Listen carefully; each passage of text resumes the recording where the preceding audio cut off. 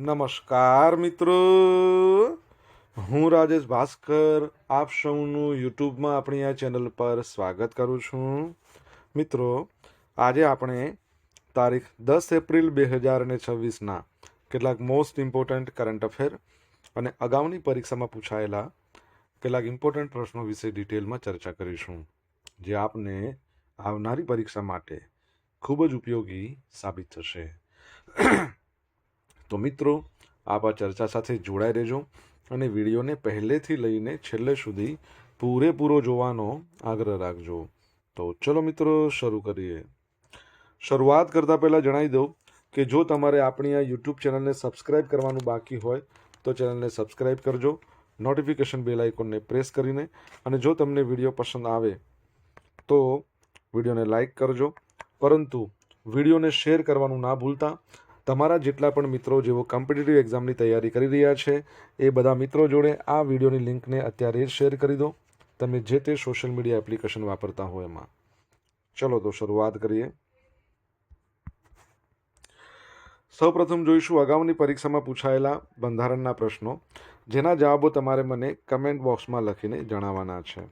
વિડીયોના લાસ્ટમાં જ્યારે હું તમને આ દરેક પ્રશ્નના જવાબ જણાવું ત્યારે તમારે ચેક કરવાનું છે કે તમે આપેલા પ્રશ્નો જવાબમાંથી કેટલા પ્રશ્નો જવાબ સાચા છે, અને જેટલા પણ પ્રશ્નો જવાબ સાચા હોય એનો આંકડો તમારે કમેન્ટમાં લખવાનો કે 10માંથી આટલા સાચા છે. ડેલી જીકે ટેસ્ટમાં આપણે રોજ 10 પ્રશ્નો પૂછીએ છીએ, એમાંથી 5 પ્રશ્નો બંધારણના હોય છે. બાકીના જે 5 પ્રશ્નો છે એ ગુજરાતની ભૂગોળના છે. તો તમે તમારા આન્સર આપો નીચે કમેન્ટ બોક્સમાં, અને હું આજના કરંટ અફેરનો પ્રથમ પ્રશ્ન છે એની શરૂઆત કરું છું. પ્રથમ પ્રશ્ન છે, કોમનવેલ્થ ગેમ્સ ફેડરેશનનું પ્રતિનિધિ મંડળ છે ને એ કયા વર્ષની ગેમ્સના આયોજન માટે ગુજરાતની મુલાકાતે છે?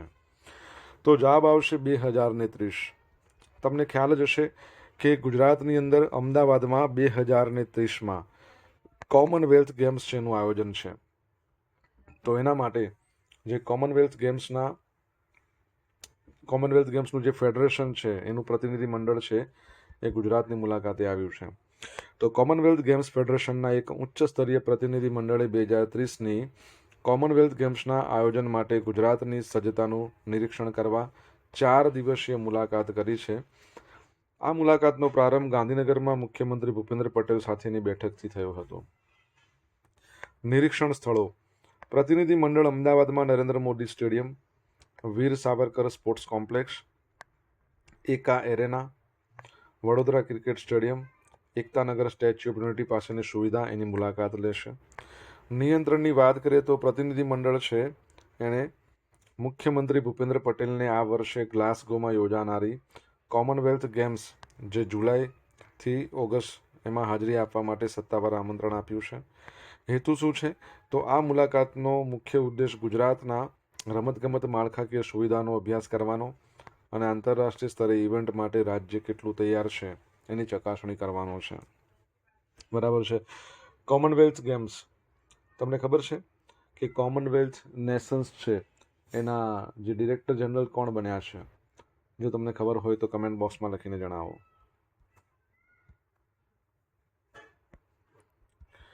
દર વર્ષે વર્લ્ડ હોમિયોપેથી ડે ક્યારે મનાવવામાં આવે છે? તો જવાબ આવશે દર વર્ષે વર્લ્ડ હોમિયોપેથી ડે આજના દિવસે એટલે 10મી એપ્રિલના રોજ મનાવવામાં આવે છે. તો વિશ્વ હોમિયોપેથી દિવસ દર વર્ષે 10મી એપ્રિલના રોજ સમગ્ર વિશ્વમાં ઉજવવામાં આવે છે. આ દિવસ હોમિયોપેથીના સ્થાપક ડૉક્ટર સેમ્યુઅલ હેનમેન એમની જન્મજયંતિની યાદમાં ઉજવવામાં આવે છે. તેમનો જન્મ 10મી એપ્રિલ 1755માં જર્મનીમાં થયો હતો. ઓકે, અને જન્મજયંતિની યાદમાં હોમિયોપેથી વિશેની જાગૃતિ લાવવા માટે અને હોમિયોપેથીની પહોંચ સુધારવા માટે દર વર્ષે આ દિવસની ઉજવણી કરવામાં આવે છે. હોમિયોપેથી દવાઓ છે ને એ કુદરતી સ્ત્રોતો જેમ કે વનસ્પતિ, ખનિજો એટલે કે ખડકો, ક્ષાર, પ્રાણીજન્ય ઉત્પાદનો છે એમાંથી બનાવવામાં આવે છે, અને તે લાંબા ગાળે અસર કરતી હોય છે ને એની સાઇડ ઇફેક્ટ નહિવત હોય છે, હોતી જ નથી એવું કહી શકે તો ચાલે. લંડન કોલેજ ઓફ હોમિયોપેથી યુકેએ વિશ્વ હોમિયોપેથી દિવસ 2026ની આંતરરાષ્ટ્રીય થીમ જાહેર કરી છે, જે છે હોમિયોપેથી દ્વારા સંવાદિતા, સરહદોથી આગળ ઉપચાર. ભારતનું રાષ્ટ્રીય હોમિયોપેથી કમિશન અને આયુષ મંત્રાલય હેઠળ central council four research in homeopathy સામાન્ય રીતે એક પૂરક રાષ્ટ્રીય થીમ જાહેર કરે છે, અને આજે આનું જે ઉદ્ઘાટન થશે બરાબર છે, તમે જોયું હશે આગળનું જે ઇમેજ છે. તો વિજ્ઞાન ભવન નવી દિલ્હીમાં 2 દિવસ આ હોમિયોપેથી દિવસ મનાવવામાં આવશે.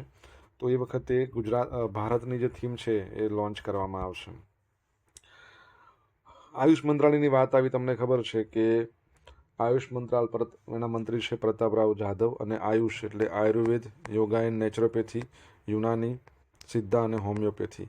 તમારા માટે પ્રશ્ન છે, આયુર્વેદ દિવસ આપણે ક્યારે મનાવીએ છીએ? આન્સર આવડે તો કમેન્ટ બોક્સમાં લખીને જણાવો. માઇક્રોસોફ્ટ એમએઆઈ ટ્રાન્સક્રિપ્ટ્સ 1 ઝડપી અને સસ્તું AI speech to text solution. તો માઇક્રોસોફ્ટે આર્ટિફિશિયલ ઇન્ટેલિજન્સ ક્ષેત્રની અંદર એમએઆઈ ટ્રાન્સક્રિપ્ટ 1 લોન્ચ કર્યું છે, જે અત્યંત સચોટ અને સસ્તું ટ્રાન્સક્રિપ્શન મોડલ છે. સચોટતાની વાત કરીએ, તેનો એરર રેટ છે ને માત્ર 3.9% છે. ભાષામાં તે હિન્દી, અંગ્રેજી સહિત 25 ભાષાઓને સપોર્ટ કરે છે. ઝડપ અને કિંમત જૂની સેવાઓ કરતાં 2.5 ગણું ઝડપી છે. કિંમત માત્ર $0.36 પ્રતિ કલાક. સ્પર્ધા: આ મોડલ ઘણી ભાષાઓમાં ગૂગલ જેમિની 3.1 ફ્લેશને પાછળ છોડી દીધું છે. અન્ય મોડલની વાત કરીએ તો એમએઆઈ વોઇસ 1 અવાજ માટે, એમએઆઈ ઇમેજ ટુ ઇમેજ જનરેશન માટે પણ લોન્ચ કરવામાં આવ્યા છે. માઇક્રોસોફ્ટની વાત આવી છે, તમારા માટે પ્રશ્ન છે, એના સીઈઓનું નામ શું છે? કમેન્ટમાં લખીને જણાવો જો તમને આન્સર આવડતો હોય તો. મિત્રો, વિડીયો પસંદ આવ્યો હોય, ભણવાની મજા આવી તો વિડીયોને લાઇક કરો, તમારા મિત્રો જોડે વિડીયોની લિંકને શેર કરો. આપણી બંને યુટ્યુબ ચેનલ રાજેશ ભાસ્કર 2ને સબસ્ક્રાઇબ કરો, નોટિફિકેશન બેલ આઇકોનને પ્રેસ કરીને. જો તમારે ડેલી કરંટ અફેરની પીડીએફ જોઈતી હોય તો આપણી ટેલિગ્રામ ચેનલ છે એને જોઈન કરો. તમને ડેલી કરંટ અફેરની પીડીએફ મળશે, સાથે તમને પોલ્સ પણ રમવા મળશે. પ્રધાનમંત્રી મુદ્રા યોજના કયા વર્ષમાં શરૂ કરવામાં આવી હતી? તો જવાબ આવશે વર્ષ 2015માં. 11 વર્ષ પૂરા થઈ ગયા છે આ યોજનાના. તો પ્રધાનમંત્રી મુદ્રા યોજના 8 એપ્રિલ 2026ના રોજ એના સફળ 11 વર્ષ પૂર્ણ કર્યા છે. આ યોજના ભારતના નાના અને સૂક્ષ્મ સાહસિકોને આર્થિક રીતે સશક્ત બનાવવામાં પાયાનો પથ્થર સાબિત થઈ છે. આ યોજના 8 એપ્રિલ 2015ના રોજ વડાપ્રધાન નરેન્દ્ર મોદી દ્વારા ફંડિંગ ધ અનફંડેડ, જેમને ભંડોળ નથી મળ્યું અને ભંડોળ આપવાના ઉદ્દેશ સાથે શરૂ કરવામાં આવી હતી. 8 એપ્રિલ, એક મહિના પહેલાં જોઈએ તો 8 માર્ચ, જેને એક બહુ અગત્યના દિવસ તરીકે ઉજવવામાં આવે છે આખા વિશ્વમાં. પરીક્ષામાં ઘણીવાર પૂછાયેલો દિવસ છે, તમારે જણાવવાનું છે.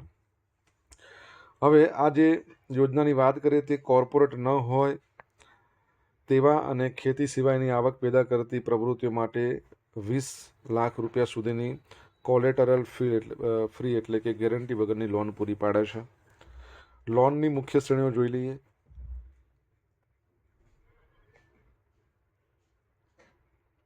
લોન મુખ્ય 4 શ્રેણીઓમાં આપવામાં આવે છે. શિશુ 50,000 રૂપિયા સુધીની લોન, કિશોર 50,000થી 5 લાખ, તરુણ 5 લાખથી 10 લાખ અને તરુણ પ્લસ 10 લાખથી 20 લાખ, એટલે અપ ટુ 20 લાખ સુધીની લોન છે. 11 વર્ષની મુખ્ય સિદ્ધિઓ જોઈ લઈએ. 27મી માર્ચ સુધીની કુલ વિતરણ અત્યાર સુધીમાં 57.79 કરોડ લોન ખાતાઓ થયા છે. એના અંતર્ગત 40.07 લાખ કરોડની રકમ વિતરિત કરવામાં આવી છે. મહિલા સશક્તિકરણ: કુલ લોન લેનારાઓમાં 67% મહિલા સાહસિકો છે. નવા સાહસિકો: કુલ લોનમાંથી લગભગ 1/5 ભાગ એટલે 20% પ્રથમ વખત વ્યવસાય શરૂ કરનારા નવા સાહસિકોને આપવામાં આવી છે. સામાજિક સમાવેશ: કુલ જે લોન લાભાર્થીઓમાંથી 51% લોકો SC, ST અને OBC કેટેગરીના છે. બરાબર, તો યાદ રાખજો, પરીક્ષામાં જો યોજના પૂછવી હોય તો આ યોજના પૂછાઈ શકાય એવી છે.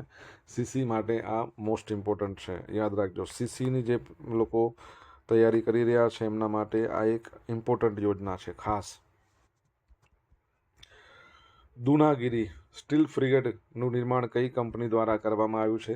તો Garden Reach shipbuilders and engineers.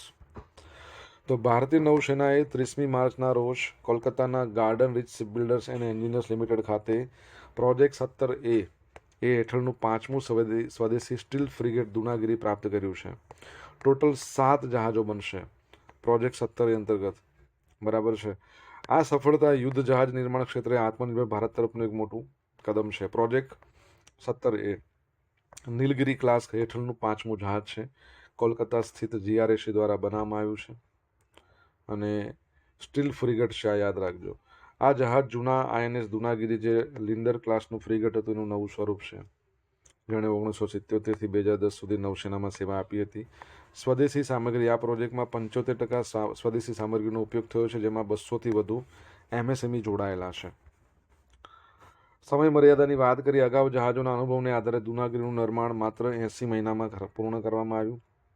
જહાજની વિશેષતા જોઈએ તો કેવા કેવા શસ્ત્રો લઈ જઈ શકે છે: BrahMos missile, MF star multi functional surveillance and threat alert radar, પછી medium range surface to air missile 76 mm SRGM super rapid gun mount, torpedo બધાથી સજ્જ છે.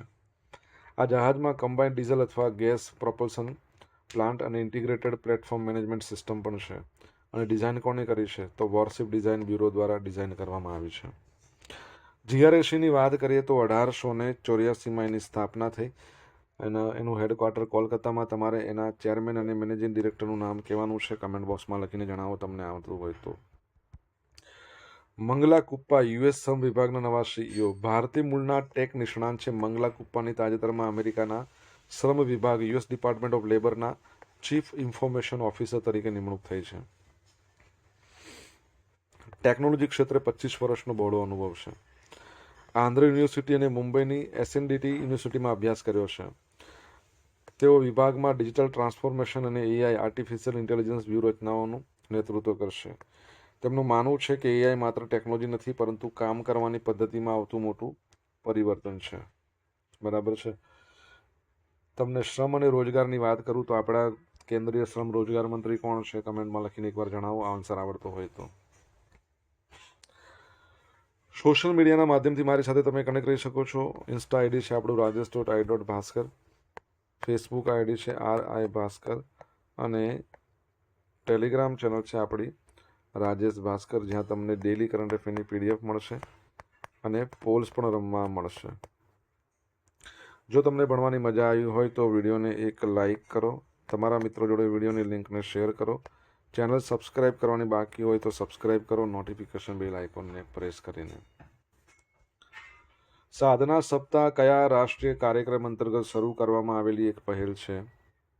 મિશન કર્મયોગી. શું છે? મિશન કર્મયોગી. 2 થી લઈને 8 એપ્રિલ દરમિયાન આનું આયોજન કરવામાં આવ્યું હતું. બરાબર છે, જોઈ લઈએ આપણે. તો સાધના સપ્તાહ એ ભારતમાં ભવિષ્ય માટે તૈયાર સનદી સેવા સિવિલ સર્વિસીસ પ્રણાલીનું નિર્માણ તરફનું એક મહત્વપૂર્ણ ડગલું છે. આ પહેલ મિશન કર્મયોગી અંતર્ગત શરૂ કરવામાં આવી છે. સાધનાનું ફૂલ ફોર્મ શું છે? તો strengthening adaptive development and human aptitude for national advancement. 2 થી 8 એપ્રિલ દરમિયાન સાધના સપ્તાહ ઉજવવામાં આવ્યું. તમને ખબર છે રિસન્ટલી પોષણ પખવાડિયું પણ શરૂ થઈ ગયું છે. ક્યાંથી ક્યાં સુધી તમારે જણાવવાનું છે કમેન્ટમાં લખીને. મિશન કર્મયોગી આ સનદી સેવા ક્ષમતા નિર્માણ માટેનો રાષ્ટ્રીય કાર્યક્રમ છે, જેનું આયોજન પર્સનલ અને ટ્રેનિંગ વિભાગ છે, department of personal and training, પછી કેપેસિટી બિલ્ડિંગ કમિશન અને કર્મયોગી ભારત એના દ્વારા સંયુક્ત રીતે કરવામાં આવ્યું છે. 3 સૂત્રો. આ કાર્યક્રમ મુખ્ય 3 સ્તંભો પર આધારિત છે: ટેકનોલોજી, ટ્રેડિશન અને tangible income. Not income, outcome છે. તમે શું ફેરફાર જોઈ શકો છો? ટેન્જિબલ આઉટકમ એટલે જે તમે સ્પર્શ કરી શકો, જોઈ શકો, સાંભળી શકો, દેખી શકો. ઉદ્દેશ: સનદી અધિકારીઓમાં નેતૃત્વ, સંચાર, ડેટા વિશ્લેષણ, પ્રોજેક્ટ મેનેજમેન્ટ, ડિજિટલ સર્વેલન્સ જેવી ક્ષમતાઓ વિકસાવી વિકસિત ભારત 2047ના વિઝનને સિદ્ધ કરવું. પ્લેટફોર્મ: શીખવા માટે આઈગોટ કર્મયોગી પ્લેટફોર્મનો ઉપયોગ થાય છે. IGOT integrated government online training. Integrated government online training આઈગોટનો મતલબ થાય છે. જાપાનની 275 કિલોમીટર પ્રતિ કલાકની ઝડપે દોડતી કાર્ગો બુલેટ ટ્રેન. તો જાપાને તેની આઇકોનિક બુલેટ ટ્રેન ટેકનોલોજીનો ઉપયોગ કરીને લોજિસ્ટિક ક્ષેત્રે એક ઐતિહાસિક સિદ્ધિ હાંસલ કરી છે. આ વિશ્વની પ્રથમ માત્ર માલસામાન એટલે ફ્રેટ ઓનલી માટેની હાઈસ્પીડ ટ્રેન છે.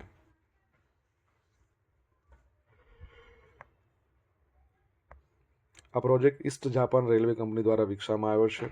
ટ્રેન મોડલ આ માટે E3 સિરીઝ શિંકનસેન ટ્રેન ખાસ રીતે ડિઝાઇન કરવામાં આવી છે. ઝડપ તે 275 કિલોમીટર પ્રતિ કલાકની પ્રચંડ ઝડપે દોડે છે. ક્ષમતા એક ફેરામાં 17.4 ટન સામાન વહન કરી શકે છે. રૂટ: આ ટ્રેન તોહોકુ શિંકનસેન લાઇન પર મારિયોકા અને ટોક્યો વચ્ચે કાર્યરત છે. અને ટ્રેન હવાઈ માર્ગ કરતાં સસ્તી છે અને કાર્બન ઉત્સર્જન ઘટાડવામાં પણ મહત્વપૂર્ણ ભાગ ભજવે છે. તમને ખબર હોય આપણી ભારતની જે બુલેટ ટ્રેન છે ને એ પણ આ શિંકનસેન સિરીઝમાં હશે, મે બી E5 સિરીઝ હશે. તો એ ક્યાંથી ક્યાં એટલે કયા બે શહેરો વચ્ચે દોડાવવામાં આવશે ભારતની બુલેટ ટ્રેન, તમારે જણાવવાનું છે કમેન્ટ બોક્સમાં લખીને.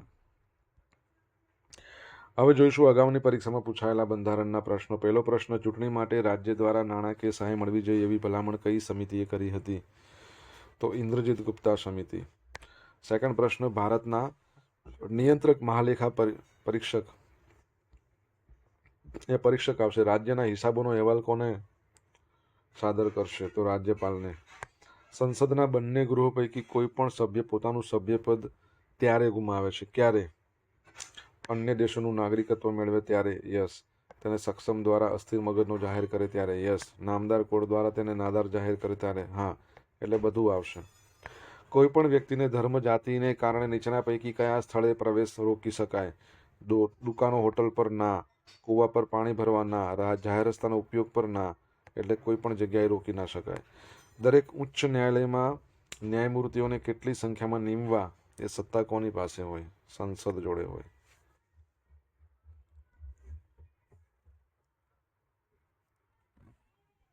અગાઉની પરીક્ષામાં પૂછાયેલા ગુજરાતની ભૂગોળના પ્રશ્નો જોઈ લે. પહેલો પ્રશ્ન, મરીન નેશનલ પાર્ક કયા ટાપુ પર આવેલો છે? તો પિરોટન. નીચે દર્શાવેલા કયા બે સ્થળો વચ્ચેનું અંતર સૌથી વધારે છે? તો સાપુતારાથી દ્વારકા. સંખેડા શાના માટે પ્રખ્યાત છે? ફર્નિચર માટે, જેને ગુજરાતમાં સૌપ્રથમ GI ટેગ મળ્યો હતો. કાળો ડુંગર ક્યાં આવેલો છે? કચ્છ. ગુજરાતના કયા પ્રદેશને સોનેની પાનનો મુલક કહેવાય છે? ચરોતર, એટલે હાલનું ખેડા અને આણંદ જિલ્લો. ગઈકાલે પૂછેલા પ્રશ્નો જવાબ જોઈ લે. પહેલો પ્રશ્ન, જીઓ પારસી યોજના ભારત સરકારના કયા મંત્રાલય હેઠળ કાર્યરત છે? તો લઘુમતી બાબતોનું મંત્રાલય, જેના મંત્રી કિરણ રિજિજુ છે. સેકન્ડ પ્રશ્ન, ભારતીય સંસદના પ્રથમ ઓપનલી LGBTQ+ સભ્ય કોણ બન્યા છે? મેનકા ગુરુસ્વામી. પરીક્ષાની દ્રષ્ટિએ બહુ અગત્યનો ટોપિક. હવે મિત્રો, આજે પૂછેલા પ્રશ્નો જવાબ જોઈ લે. પહેલો પ્રશ્ન પૂછ્યો હતો, કોમનવેલ્થ નેશન્સના ડિરેક્ટર જનરલ કોણ છે? તો સાર્લી બોચવે. શું નામ છે? સાર્લી અથવા સરલી બોચવે. સેકન્ડ નંબરનો પ્રશ્ન છે કે આયુર્વેદ દિવસ આપણે ક્યારે મનાવીએ છીએ? તો 23મી સપ્ટેમ્બર ને આપણે આયુર્વેદ દિવસ મનાવીએ છીએ. ત્રીજા નંબરનો પ્રશ્ન, માઇક્રોસોફ્ટ છે એના CEOનું નામ શું છે? તો સત્યા નાદેલા અથવા નંદેલા, તમે જે પણ કહેતા હો. સત્ય નંદેલા અથવા સત્ય નાદેલા. મેં તમને કહ્યું હતું કે આ 8મી માર્ચના રોજ એક અગત્યનો દિવસ મનાવવામાં આવે છે આખા વિશ્વમાં, જેને શું કહેવાય છે? તો આંતરરાષ્ટ્રીય મહિલા દિવસ. ભારતમાં રાષ્ટ્રીય મહિલા દિવસ કોઈ પૂછે ને તો 13મી ફેબ્રુઆરી મનાવવામાં આવે છે. એ પણ ખાસ યાદ રાખજો. 13મી ફેબ્રુઆરી પાછો એક બીજો પણ દિવસ છે જેને આપણે વર્લ્ડ રેડિયો ડે કહીએ છીએ, વર્લ્ડ રેડિયો દિવસ. GRSE એના જે ચેરમેન અને મેનેજિંગ ડિરેક્ટર છે એમનું નામ શું છે? તો PR હરી. PR હરી. છઠ્ઠા નંબરનો પ્રશ્ન હતો, આપણા ભારતના શ્રમ અને રોજગાર મંત્રી કોણ છે? તો ડૉક્ટર મનસુખ માંડવિયા. 7મા નંબરનો પ્રશ્ન, પોષણ પખવાડિયાની શરૂઆત થઈ ગઈ છે, ક્યાંથી ક્યાં સુધી મનાવવામાં આવે છે? 8મા નંબરનું છે ભારતની અંદર. તો 9થી 23 એપ્રિલના રોજ મનાવવામાં આવશે. અને 8મા નંબરનો પ્રશ્ન શું હતો? ભારતમાં પ્રથમ બુલેટ ટ્રેન છે એ કયા બે સ્ટેશનો વચ્ચે દોડશે? કયા બે શહેરો વચ્ચે? મુંબઈ અને અમદાવાદ વચ્ચે. બરાબર છે, આ યાદ રાખજો. હવે મિત્રો જોઈશું ગઈકાલના કરંટ અફેરમાંથી પૂછેલા કેટલાક ઇમ્પોર્ટન્ટ પ્રશ્નો, જેના જવાબો તમારે કમેન્ટમાં લખવાના છે. પહેલો પ્રશ્ન, 8મું પોષણ પખવાડિયું 2026 કયા સમયગાળા દરમિયાન ઉજવવામાં આવશે? અત્યારે તો આનો જવાબ કીધો, એટલે આનો જવાબ તો તમારે 100% દરેક વ્યક્તિએ, દરેક વિદ્યાર્થીએ લખવાનું જ છે. લખવામાં આળસ ના કરો, તમને ખબર છે જવાબ તો તમે લખો. અને લખવાની પ્રેક્ટિસથી તમને પરીક્ષામાં બેનિફિટ 100% થશે. ઘાતક સ્ટીલ્થ ડ્રોન કઈ સંસ્થા દ્વારા વિકસાવવામાં આવ્યું છે? તો કમેન્ટ બોક્સમાં જવાબ જણાવજો, આન્સર આવડતો હોય તો. આ હતા આજના દિવસના કેટલાક મોસ્ટ ઇમ્પોર્ટન્ટ કરંટ અફેર સાથે આપણે જોયું અગાઉની પરીક્ષામાં પૂછાયેલા ઇમ્પોર્ટન્ટ પ્રશ્નો એના જવાબોની સાથે. આશા રાખું બધાને ભણવાની મજા આવી હશે. મજા આવી તો વિડીયોને લાઇક કરો, તમારા મિત્રો જોડે વિડીયો લિંકને શેર કરો. આપણી બંને યુટ્યુબ ચેનલ રાજેશ ભાસ્કર 2ને સબસ્ક્રાઈબ કરો, નોટિફિકેશન બેલ આઇકોનને પ્રેસ કરીને. તો મિત્રો thank you so much for watching this video. Have a nice day. જય હિન્દ, જય ભારત, જય જય ગરવી ગુજરાત.